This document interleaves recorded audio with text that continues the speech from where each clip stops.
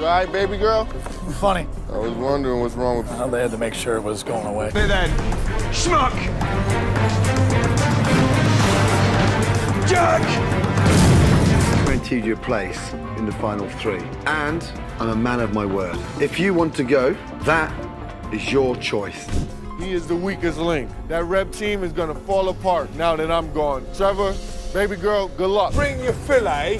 Why is your sauce in your mind? Because, Chef, it's over here. I'm thinking it's going Well, up the get the fence. sauce, do it yourself! Kimberly versus Andrew. From trash talk to total humiliation. Season 16 had its fair share of drama, but nothing came close to the satisfaction of watching Kimberly humble Andrew. Early in episode 4, Andrew was all over Kimberly with the attitude, condescending, arrogant, and convinced she didn't belong. He openly mocked her cooking as if he already had her beat. That energy? Yeah, it didn't age well. Fast forward to episode 13, only one black jacket remained. The stakes? Huge. Andrew versus Kimberly. A head-to-head cook-off would decide who stayed in the competition, and guess who still hadn't learned his lesson? Andrew believed she had no shot, but Kimberly, she held on to every word, every look, every ounce of disrespect he threw her way. She didn't need to scream or get petty, she just cooked. And when Gordon delivered the final blow, praising her dish and handing her the last black jacket, Andrew looked like he just saw a ghost. That smug confidence, gone, replaced with a puree problem and an express ticket out of the kitchen.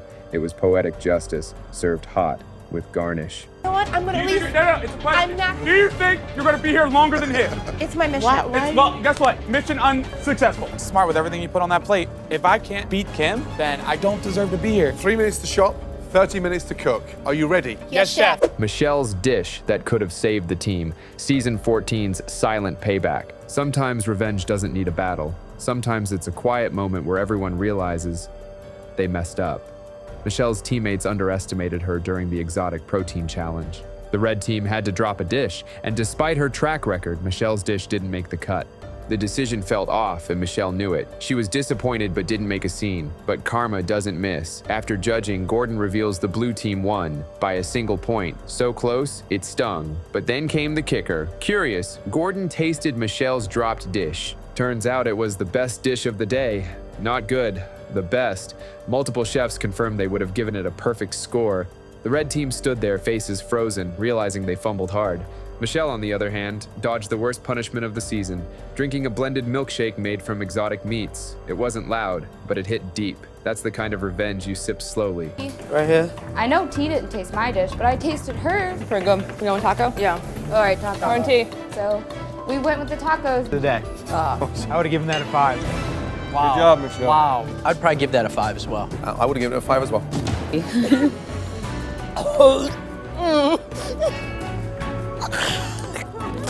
This is coming up.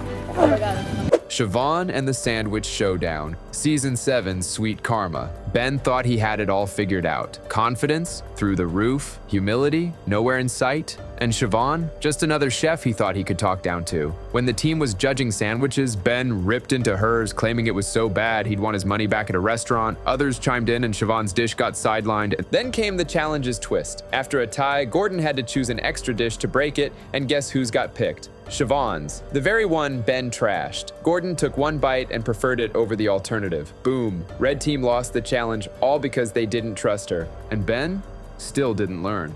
Back in the dorms, he doubled down, patronizing her and playing the experience card like it was a shield. Siobhan shut him down fast. No yelling, just truth. She called out his mismatched dish, cheese, pineapple, oranges, and tuna, and told him straight up to get off his podium. And if that wasn't enough, a few episodes later, Ben tried pulling rank again in the kitchen and got destroyed by Chef Scott, who tore him a new one for overstepping. Siobhan didn't even have to say, "Told you so." The kitchen did it for her. Prefer that to Fran's. Thank you, chef. Red team, you should have sent Siobhan's dish instead of Fran's. For that, blue team, you win. Go. 2 chicken. Hey. You think for 1 minute you're gonna start fucking running this fast? You may be a fucking good cook, but you suck as a leader. Virginia versus Sarah, lies, sabotage, and the ultimate immunity payback. Back in season 2, Virginia got the raw end of the deal thanks to some classic sabotage. During a service, she and Sarah had to coordinate their dishes. Virginia was ready, but Sarah straight up lied, saying she wasn't. This made Virginia look like she was holding things up, and Gordon went in hard. What made it worse? Sarah never spoke up to clear the air, let Virginia take the fall, and watched it happen. Cold move. Virginia started to doubt herself, thinking she'd misheard, but deep down, she knew. Fast forward to episode 8. Virginia wins a challenge that gives her immunity. She's safe no matter what, but the service goes south and she gets nominated anyway, right next to Sarah.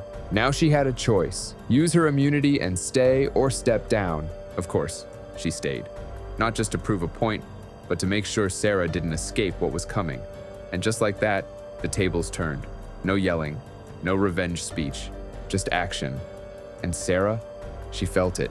The silence was louder than any words. Do the turbot and the tortellini. I'm ready. I'm waiting for your call. Can we start bringing these plates up? I'm ready. Okay. Guaranteed you a place in the final 3. And I'm a man of my word. If you want to go, that is your choice. Hell no, I don't want to go. Of course I don't want to go. I want to freaking stay.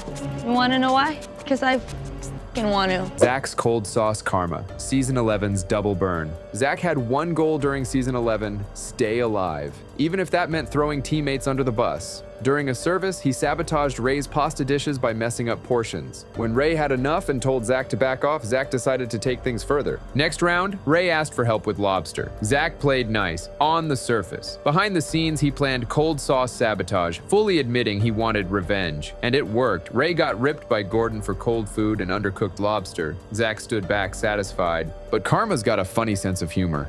The very next episode, Zach needed help, and Anthony unknowingly did the same thing to him. Served a fillet without the warm sauce.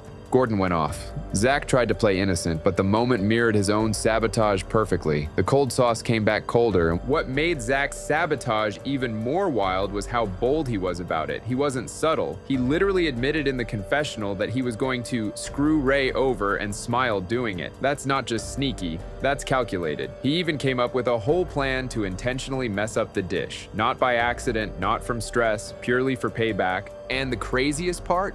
Zach acted like he was untouchable after. He strutted around like the kitchen belonged to him.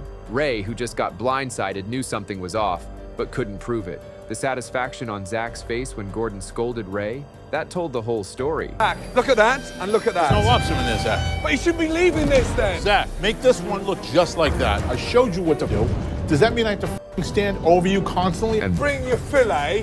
Why is your sauce in your mind? Because chef, it's over here. I'm thinking it's going But up the get the fence. sauce and do it yourself. Scott Lee versus Trev, the bully who couldn't back it up. Season 18 brought one of the most painful yet satisfying revenge arcs. Scott Lee bullied Trev nonstop, mocking him, belittling him, and even ridiculing him when Trev suffered an allergic reaction. Trev didn't lash out. He didn't retaliate. He stayed focused. Scott Lee kept the same energy all the way up to elimination night, confident that Trev was weaker, less talented, and sure to go home. But Gordon had other plans. When it came down to the decision, Trev was sent back in line, and Scott Lee got the boot. No screaming match, just a quiet exit. A bitter baby girl farewell from Scott Lee, and a door closed on a bully who couldn't cook his way out of his own ego. The silence in that moment, deafening. But let's rewind for a second. Trev's allergic reaction wasn't some overblown drama. He genuinely looked unwell, arms breaking out, clearly uncomfortable. While others showed concern, Scott Lee went straight for the jokes, calling him baby girl and mocking him in front of everyone. The way he dismissed it like Trev was faking or trying to dodge work rubbed everyone the wrong way. And Trev? He didn't even clap back. He just got his condition checked and came back ready to work. That takes restraint and a level of professionalism Scott Lee couldn't match. Man, he's still getting his pussy looked at. You all right, baby girl? Funny. I was wondering what's wrong with Well, they had to make sure it was going away. Even in the dorms, Scott Lee kept poking at him, acting like the big man on campus. At one point, he said Trev was too soft to be in a kitchen like Hell's. But that's the thing. The kitchen doesn't reward noise, it rewards results. And as the pressure mounted, Scott Lee started to crack. In challenges, his execution faltered. In service, his leadership was nowhere to be found. While Trev slowly started gaining momentum, Scott Lee was still talking a big game, but delivering less and less. By the time elimination came, the writing was on the wall. Even the rest of the team couldn't back him up anymore. Trev stepped forward with quiet confidence while Scott Lee tried to flex one last time. But Gordon had seen everything. The disrespect, the bullying, the lack of composure under pressure, it all added up. When Trev was told to step back in line, the look on Scott Lee's face said it all. Shock, disbelief, and the sinking realization that the man he tried to clown was now staying longer than him, and Scott Lee's exit. Trev, back in line. The chef. Scott Lee, Come here, young man. He is the weakest link. That Reb team is gonna fall apart now that I'm gone. Trevor, baby girl, good luck. Matt versus Ben, redemption cooked to perfection. Few arcs hit harder than Matt's in season 4. Constantly mistreated by his blue team, especially Ben, Matt had enough. He called them out in front of everyone, directly pointing fingers at those hiding behind stronger chefs, and then made a bold request to move to the red team. Gordon agreed, and that's when things got interesting. Ben thought Matt was dead weight, but the blind taste test told a different story. Matt tied with Ben, helping the red team clinch the win. No screaming, just solid cooking. Chef, I should stay in Hell's Kitchen because I was pushed and bullied off my station tonight, while other members of my team is hiding behind one person. Who pushed off your section? Bobby pushed me off my section. You hid behind Bobby. Ben hides behind Bobby, not me. He took over your section. Later that night, Matt's service was flawless. Gordon even called it the best performance of the evening. Ben, meanwhile, fell apart. Raw meat, bad timing, and zero accountability. Gordon lit him up. Customers sent food back, and Ben had no scapegoat left. He tried to blame LaRosse, but Gordon wasn't buying it. That moment, that was the revenge Matt never had to lift a finger for. Cut it then. Schmuck! Jerk! I have a lot of pride in myself and what I do. Karma really bites you in the ass. Stop it! Switch it off. You're not sending any more shit out of it. You sent enough. Take it easy. You deserve it. You've had a hard night. Are we done? Because if we're not, I'm going to complete my station tonight, Chef. Shut it down! Turn it off! You think!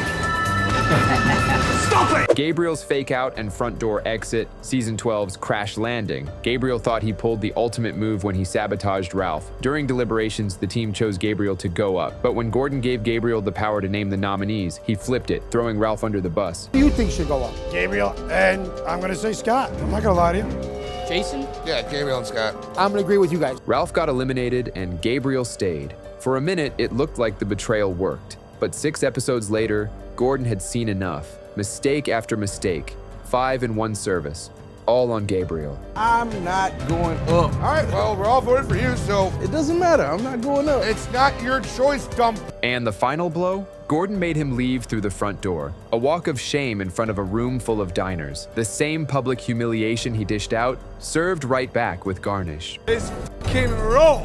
It's raw and it's stone f***ing cold. Stop!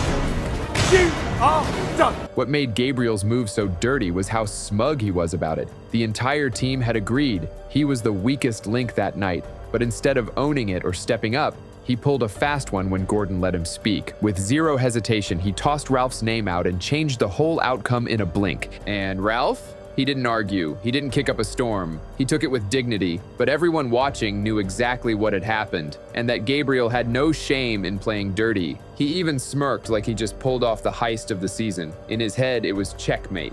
But Hell's Kitchen isn't chess, it's war, and Gabriel had no idea he just signed his own slow burn exit. From that point on, it was one bad service after another. Overcooked meat, cold sides, raw fish, you name it. Gabriel fumbled it. The rest of the team saw it coming too. He couldn't hide behind stronger chefs anymore. The protection was gone, and each time Gordon lost patience with him, you could feel the walls closing in. It wasn't if he'd go, it was when. Chef Ralph. What's wrong, Jason? We actually all agreed on Gabriel.